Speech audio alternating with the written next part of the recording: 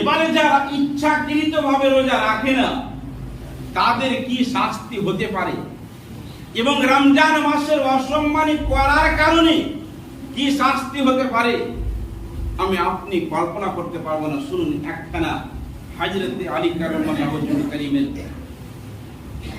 হায়াতের জিন্দেগির একটা সুন্দর ওয়াকিয়া।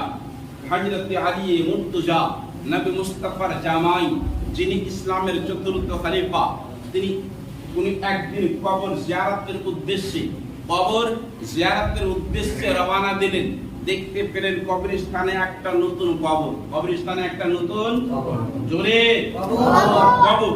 সেই নতুন কবর দেখে সেই কবরের পাশেই হযরত আলী দাঁড় হয়ে গেলেন, আল্লাহর কাছে দুইখানা হাত তুলে নিয়ে, আল্লাহ এই কবরটা নতুন, এই কবরের বাতিগুলো নতুন লাগছে, কিছুদিন হলো হয়তো দাফন করা, এই আল্লাহ এই ব্যক্তি কবরের মধ্যে কি অবস্থা রয়েছে আমি দেখতে যাই। আল্লাহ রাব্বুল আলামিন এর পবিত্র দরবারে হযরত আলীর দোয়া কবুল হলো। হযরত আলীর সম্মুখ থেকে কবরের সমস্ত পর্দাকে আল্লাহ যেন তুলে নিলেন, জোরে বলুন সুবহানাল্লাহ। হযরত আলী কারামাল্লাহু ওয়াজহুল কারীম দেখছেন কি কবরের মধ্যে ওই লোকটা কষ্টের মধ্যে রয়েছে, বিভিন্ন দিক থেকে কেউ আগুন নিয়ে আক্রমণ করছে, কেউ কোনো ফেরেশতাকে দেখতে পাচ্ছেন, কেউ লোহার হাতুড়া দিয়ে, জাহান্নামের প্রেত দিয়ে, জাহান্নামের শিকল দিয়ে কেউ আক্রমণ করছে। সে লোকটা হযরত আলীকে দেখতে পেয়ে যে বিশাল জোরে, ভীষণ জোরে চিৎকার করে আওয়াজ করে বসলো আর বলতে শুরু করলো, এ আলী, আপনার নাম মুশকিল কুশা, আপনাকে নবী মুস্তাফা হায়দারে কাররার বলে ডাকতেন। এ হযরত আলী, এ নবী মুস্তাফার জামাই, আমি কবরের মধ্যে অনেক কষ্টে রয়েছি, এই শাস্তি আর সহ্য করতে পারছি না। হে আলী, আমার জন্য আল্লাহর কাছে দোয়া করুন যেন আল্লাহ রাব্বুল আলামিন আমাকে ক্ষমা করে দেন।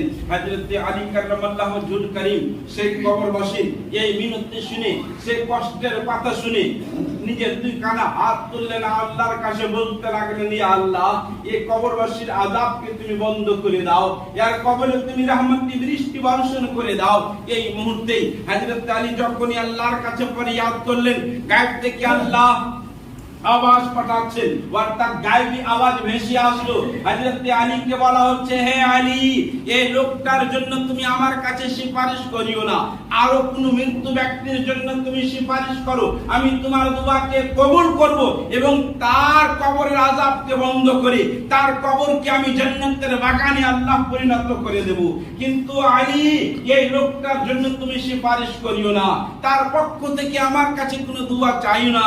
বিরাদরান ইসলাম, হযরত আলী জিজ্ঞাসাবাদ করলেন, ইয়া আল্লাহ, এই লোকটা এমন কোন অপরাধ করেছে যে তুমি এত রাগান্বিত হয়ে রয়েছো, আমার পক্ষ থেকেও তাকে তুমি ক্ষমা করতে চাচ্ছ না? তখন হযরত আলীকে আল্লাহ রাব্বুল আলামিন বলতে শুরু করলেন, গায়েব থেকে আওয়াজ দিচ্ছেন, হে আলী, আমি রমজান মাস দান করেছিলাম, কিন্তু এই বান্দা আমার, এই গুনাহগার রমজান মাসের অসম্মানী করত, রমজান মাসের কদর করত না, যার কারণে আমি আল্লাহ তাকে আমি ক্ষমা করতে পারি না। হযরত আলী কারামাল্লাহু ওয়াজহুল কারীম বলতে শুরু করলেন, ইয়া আল্লাহ, এই লোকটা আমাকে বড় আশা নিয়ে আল্লাহর কাছে দোয়া করতে বলেছে, তোমার কাছে দোয়া চাইতে বলেছে, ইয়া আল্লাহ, এই লোকটার কাছে আমাকে তুমি অপমানিত করিও না, আমাকে লজ্জিত করিও না, নচেত হাসরের মাঠে তোমার প্রিয় হাবিব যে আমাকে মুশকিল কুশা বলে আওয়াজ দিচ্ছেন, তখন আমাকে এই লোকটা যখন জিজ্ঞাসাবাদ করবে, ইয়া রাসূলুল্লাহ, আপনি নিজের জামাইকে মুশকিল কুশা বলে আওয়াজ দিয়েছিলেন, আমি তো মৃত্যু বরণ করে নিয়েছিলাম, কবরের মধ্যে শাস্তির মধ্যে ছিলাম, কিন্তু ওই অবস্থায় তোমার জামাইকে ডেকেছিলাম, ইসলামের চতুর্থ খলিফাকে ডেকেছিলাম, কিন্তু সেদিন তো আমার উপকার করতে পারেনি। ইয়া আল্লাহ, তুমি সেই হাসরের মাঠে আমাকে লজ্জিত করিও না, তুমি আমার দোয়াকে কবুল করে এই ব্যক্তিকে তুমি ক্ষমা করে দাও। আল্লাহ রাব্বুল আলামিন এবারে গায়েব থেকে আওয়াজ দিচ্ছেন, হে আলী, তোমার কারণেই আমি তাকে ক্ষমা করে দিলাম, তার কবরকে জান্নাতের বাগানে পরিণত করে দিলাম, যাও আর তুমি অন্য কোনো জন্য সুপারিশ করতে পারো। তাহলে বুঝতে পারা গেল কি, রমজান মাসের অসম্মানী করলে গেলে আল্লাহ ছেড়ে দেবেন না, আল্লাহ ছেড়ে দেবেন না। আমাদের করণীয় কাজ হচ্ছে আমরা রমজান মাসের পাবন্দের সঙ্গে যেন রোজা রাখতে পারি, আর পাঞ্জেগানা নামাজের সঙ্গে সঙ্গে যেন আমরা তারাবির নামাজ পড়তে পারি।